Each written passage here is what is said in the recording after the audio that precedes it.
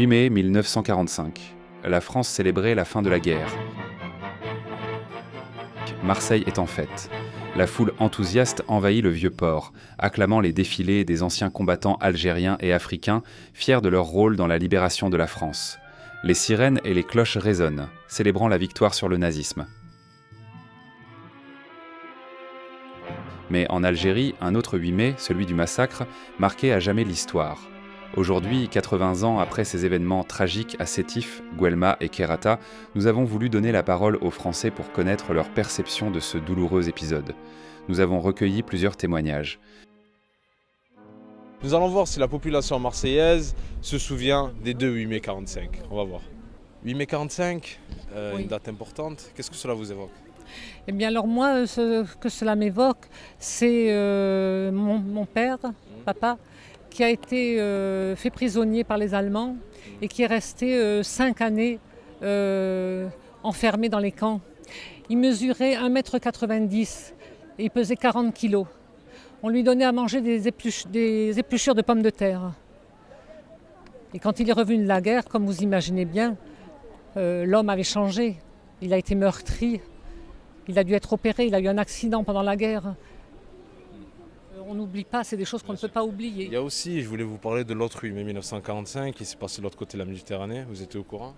Un peu moins, mais oui, quand même, oui. C'est Et alors les massacres de Sétif, peut-être un devoir de mémoire par rapport à la France et Bien l'Algérie. sûr, bien sûr. Mais C'est là, important. moi, ce que je voudrais, c'est que tout le monde à nouveau se réconcilie. Donc c'est important aussi ce travail de mémoire que la France doit effectuer par rapport au massacre. Absolument, je viens d'y aller, mais alors j'étais étonnée parce que j'ai dit on ne parle que du massacre des Algériens, on ne parle même pas de mon père et des collègues qui sont tombés pour la France. Alors j'étais étonnée. C'est pour ça que j'ai dit il faut que je vienne à l'autre commémoration. Donc j'ai fait les deux commémorations. Vous avez bien fait. Mais entre-temps, Il j'avais faut un malaise. réunir une seule commémoration, réunissant les deux. Je pense Voilà. que c'est important. Voilà. Parce Et qu'il ne puis faut pas quand diviser à l'intérieur même de Voilà, ce... je trouve que c'est enrichissant de connaître Bien les sûr, us et je suis tout à coutumes fait des uns et d'accord. des autres. Il faudrait pouvoir se réunir et s'entendre.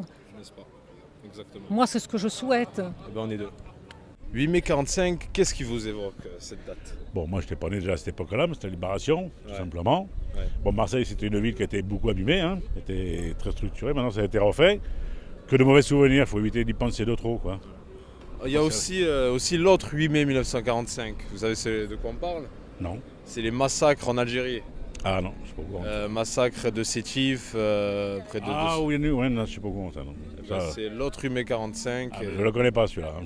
Désolé, nous, on parle concernant la France, la libération de la France. Hein. Ouais. Mais pourtant, c'était pendant que l'Algérie était française. C'est un manque d'informations. Oui, mais de toute façon, oui. Ça aussi, ouais, ça a été vraiment une grosse galère de partout. 8 mai 45, date mythique et date importante pour la France.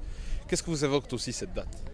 Ça évoque l'armistice, la guerre de 14-18. Ces gens qui sont partis sur le front, des familles qui ont été déchirées, des femmes qui se sont retrouvées veuves, jeunes. Mais le 8 mai 45, c'est l'armistice. On parle aussi de l'autre 8 mai 1945, de l'autre côté de la Méditerranée. Je suis née là-bas, monsieur. Alors, un mot peut-être là-dessus? Oui, je sais, mais je suis pas algérienne, j'étais pied noir. Ouais. Et oui, mais je suis née à Alger, à Bab el-Oued. Oui, moi j'aime pas la guerre de toute façon, je n'aime pas, moi les enfants c'est quels qu'ils soient, de n'importe quelle religion, n'importe quel pays, il faut pas toucher aux enfants. Après la guerre chez les grands, les adultes, c'est moche. Voilà, il y a eu des massacres, oui. Ça me touche. Est-ce qu'il y a un devoir de mémoire justement aujourd'hui par rapport à ce sujet-là qui n'est pas médiatisé, qu'ils n'en parlent pas? Même de là tout récemment dans les bouquins d'histoire, ils commencent à peine à faire leur apparition là-dessus. Logiquement, l'histoire n'a pas de frontières, n'a pas de limite. Tout doit être dit. Oui, vous êtes oui, c'est bien dit. Oui, tout doit être dit. Et tous les gens qui ont souffert, oui, ça doit être dit. Professeur Sadak Salam, vous êtes historien. Pouvez-vous nous apporter un éclairage sur les événements de 8 mai 1945 en Algérie? Non, déjà, il y a quelque chose de faux. Et tous les historiens se sont mis d'accord autour de quelque chose de faux. Quand ils parlent de l'insurrection du 8 mai 1945, il n'y a pas eu d'insurrection. C'est une manifestation autorisée par la municipalité, la sous-préfecture, la préfecture, le gouvernement général et Paris, puisque c'était la célébration de la victoire des Alliés à laquelle des dizaines de milliers, voire des centaines de milliers de soldats musulmans ont participé. Or, ça a tourné au carnage quand le drapeau a été sorti. Et là, on a sorti le drapeau le 1er mai à Alger. Donc ça a fait, je crois, 3 morts ou 2, beaucoup de blessés. Mais à Sétif, c'était un jour de marché. C'est ça là, c'est le jour de marché où les gens sont venus de leur douar tôt le matin. Ils sont rentrés dans leur douar en disant Fafar et Toqtel fil Muslimin. La France, on l'appelait Fafar. Donc ils sont venus avec les armes blanches pour venger les musulmans tués par des civils qui étaient au 2e étage de la rue qui arrive au Café de France. Or, il y a des colons qui préparaient leurs fusils et dès qu'il y a eu le drapeau, ils se sont mis à tirer du 2e étage. C'était prémédité. Et maintenant, on a vérifié qu'il n'y a pas eu de mot d'ordre d'insurrection. C'est une manifestation qui a mal tourné. Comme l'administration était très craintive du fait de la défaite de 40, et puis du débarquement américain où les Algériens ont vu des GI plus forts que les soldats français. Donc c'est l'autorité française qui a perdu son prestige.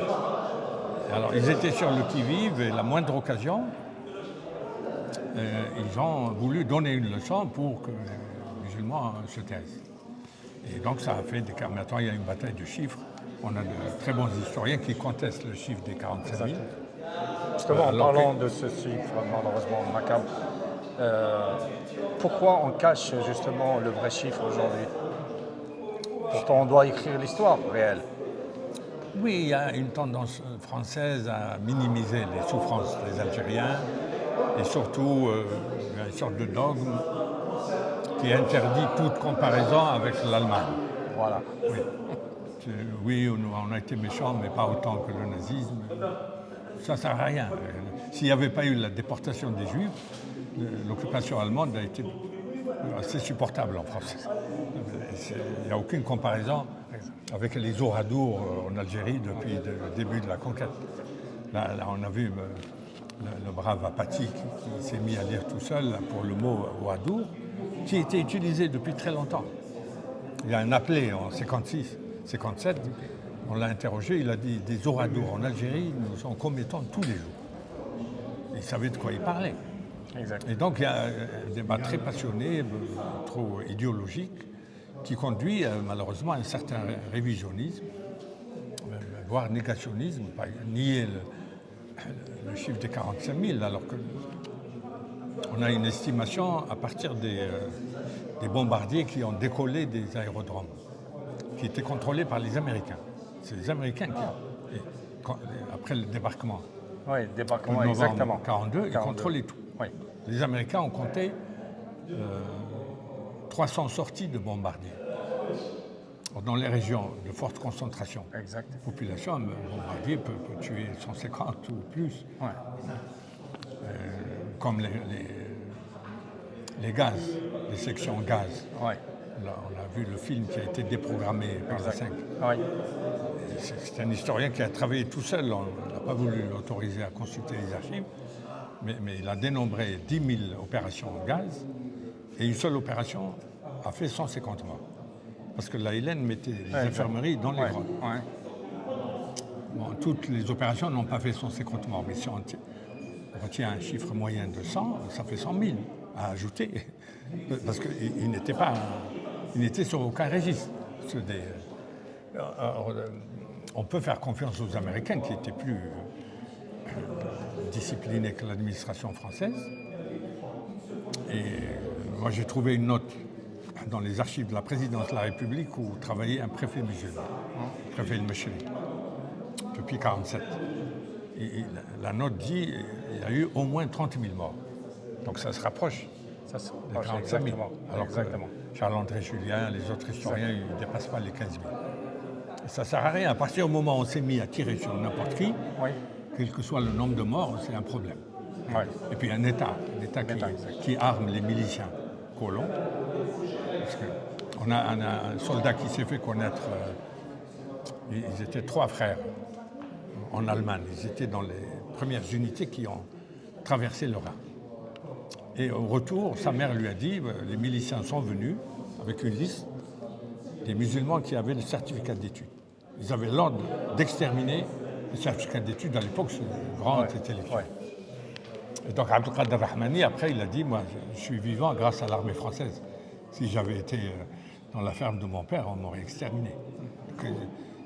Alors, un pouvoir central qui arme les milices et les laisse faire comme ça porte un nom d'après les catégories de Nuremberg de 1948, c'est crime contre l'humanité ou même génocide. Vous voulez le savoir tout? Non, moi, Moi je suis un ancien Indochine. Et là, mon ami, c'était un ancien Algérien. Voilà. Un ancien Algérien. Voilà. Et après, c'est tout ce que je peux vous dire. Je vous souhaite une bonne journée. Hein? Personne ne veut me parler du 8 mai 45. Ah, j'ai parlé trop vite, alors peut-être. Hein? Non, c'est pas ça. Et aujourd'hui, vous savez qu'il y a le 8 mai 45, l'autre 8 mai 45, en parlant de l'Algérie, le massacre de Sétif. La reddition de l'armée allemande. Non, moi, je ne peux pas parler. Ni de l'Algérie ni de l'Indochine.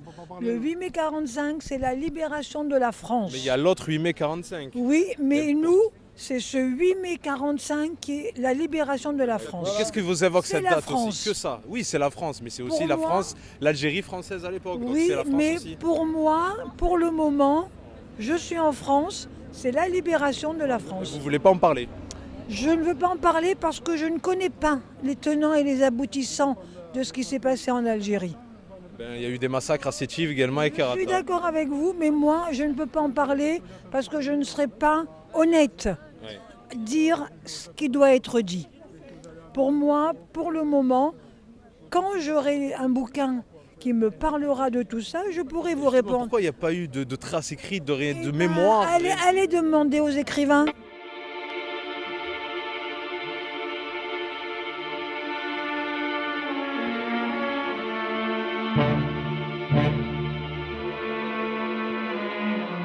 Notamment sur le 8 mai 45, une note qui dit au moins 30 000 morts. Or, les historiens qui ont rédigé le dictionnaire de la guerre d'Algérie contestent ce chiffre. Ce sont de très brillants, que je connais, agrégés et tout, mais la tendance, c'est de minimiser les souffrances du peuple algérien et c'est pas bon pour la réconciliation. Exactement, merci. Docteur Azdine Aynouch, vous avez entendu l'historien, professeur. Qu'est-ce que vous pensez de cette histoire? J'abonde totalement donc, dans ce que disait le professeur Sadr Sellem. C'est une histoire qui est méconnue même chez les nôtres. Hein. Il faut vraiment on dit un chiffre comme ça, 45 000 morts, mais on ne connaît pas réellement ce qui s'est passé. Et le problème, c'est qu'il faut peut-être lier cette histoire à l'actualité d'aujourd'hui par rapport à Gaza, etc. Lorsqu'on parle de plus jamais ça, ce n'est jamais vrai. Il faut toujours rester vigilant, il faut toujours rappeler, faire de la mémoire pour que ça ne se reproduise pas si on peut. Malheureusement, ça se reproduit souvent. Et le Centre culturel méditerranéen de Marseille, qu'on a créé il y a quelques années, a pour vocation de réfléchir à ces questions mémorielles, mais aussi à tout ce qui est la culture, l'histoire, la civilisation des deux rives. Voilà. Merci beaucoup.